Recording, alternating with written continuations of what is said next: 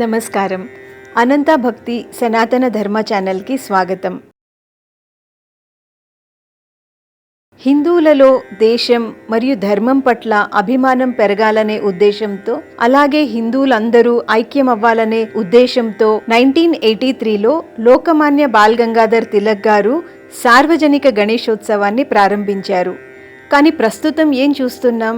ఎన్నో తప్పు ఆచరణలు, అంతేకాకుండా అశాస్త్రీయమైనటువంటి పద్ధతులన్నీ కూడా పాటిస్తున్నారు. దీనివలన ఏదైతే ఉద్దేశంతో లోకమాన్య తిలక్ గారు ఈ సార్వజనిక ఉత్సవాన్ని ప్రారంభించారో ఆ ఉద్దేశము విఫలమవుతుంది. అంతేకాకుండా ఇట్లాంటి తప్పు ఆచరణల వల్ల పండగ యొక్క పవిత్రత కూడా దెబ్బతింటోంది.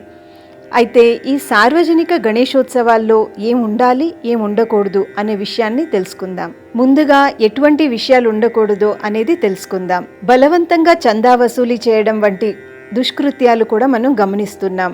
ఎవరైతే చందా ఇవ్వరో అటువంటి వారిపైన రంగు నీళ్లు చల్లడం లేదా వాళ్ళని దూషించి పంపించడం వంటి విషయాల్ని కూడా మనం గమనిస్తున్నాం.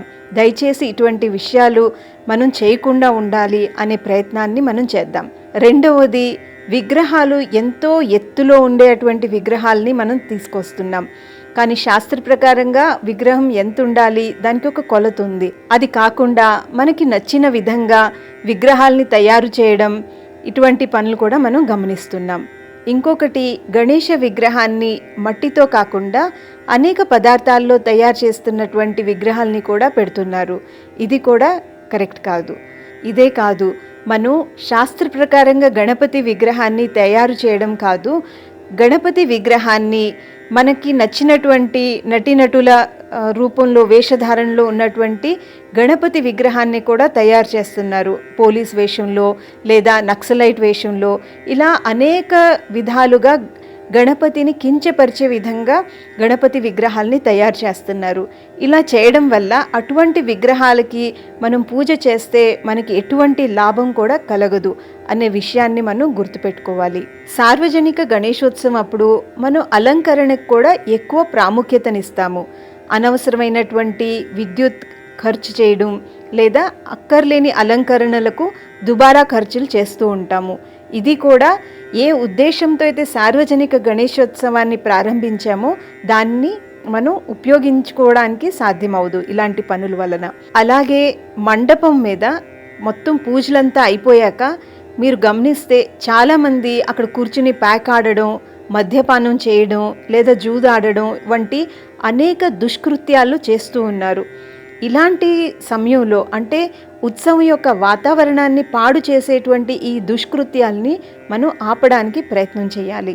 సార్వజనిక గణేశోత్సవాన్ని మనలో దేశం మరియు ధర్మం పట్ల అభిమానాన్ని పెంపొందించే విధంగా మనం కార్యక్రమాల్ని ఏర్పాటు చేసుకోవాలి. కానీ మనం ఏం గమనిస్తున్నాము?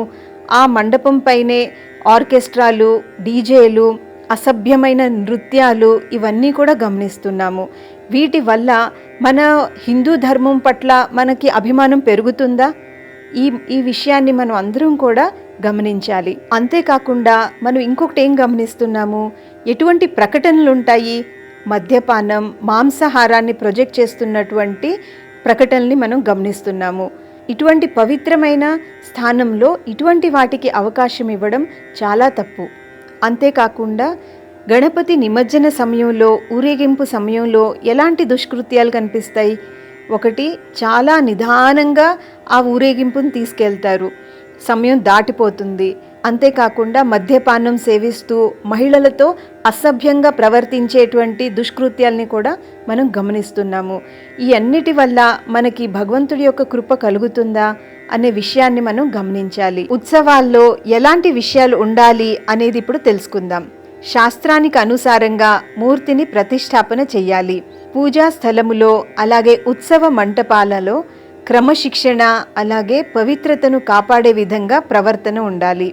ధార్మిక విధితో అలాగే ఆధ్యాత్మిక పరిభాషను అర్థం చేసుకుని దేవతల యొక్క ఉపాసన చేసి అలాగే కార్యక్రమాలను సేవాభావముతో ఆచరిస్తే ఆ యొక్క లాభాన్ని మనం అందరం కూడా పొందగలుగుతాము.